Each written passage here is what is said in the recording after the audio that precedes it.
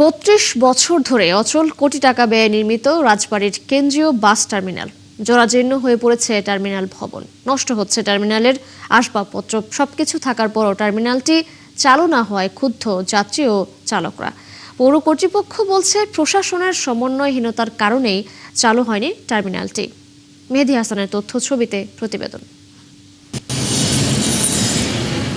1994 সালের 19 এপ্রিল রাজবাড়ী শহরের শ্রীপুরে 4 একর জায়গায় বাস টার্মিনাল উদ্বোধন হয়। এর কয়েক মাস পরেই বন্ধ হয়ে যায়। এরপর টানা 32 বছর টার্মিনালটি আলোর মুখ দেখেনি।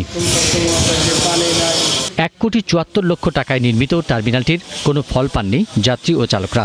এখন টার্মিনালটি ব্যবহারের অনুপযোগী। সন্ধ্যা হলে বসে মাদকের আড্ডা।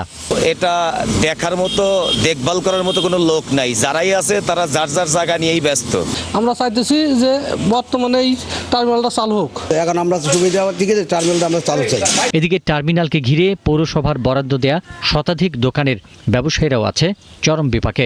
এই টার্মিনালে ঘিরে বেশ কিছু দোকানপাট আছে, প্রায় 150 দোকানপাট আছে। এদেরও খুবই করুণ অবস্থা।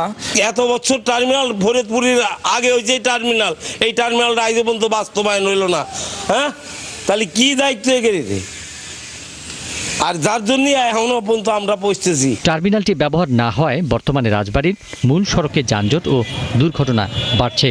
টার্মিনাল নির্ধারিত টার্মিনালে যা চললে তো আমাদের জন্য সুবিধা হয়। এটা চালু হওয়ার দরকার। এটা সবার জন্য ভালো, চালকদের জন্য ভালো, ড্রাইভারদের জন্য ভালো, যাত্রীদের জন্য ভালো হয় এটা। এ নিয়ে রাজবাড়ী পৌরসভার নির্বাহী কর্মকর্তা জানান, জেলা প্রশাসন, পুলিশ প্রশাসন, পৌরসভা ও বাস মালিক সমিতির সমন্বিত প্রচেষ্টা ও আন্তরিকতা থাকলে টার্মিনালটি সচল হতো।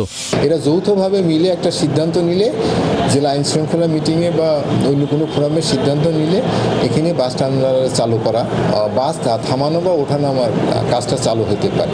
সব জটিলতা কাটিয়ে রাজবাড়ীর কেন্দ্রীয় বাস টার্মিনালটি আবার চালু হবে, এমনটাই প্রত্যাশা যাত্রী, চালক ও টার্মিনালের ব্যবসায়ীদের। পিন্টু হাজং, 71।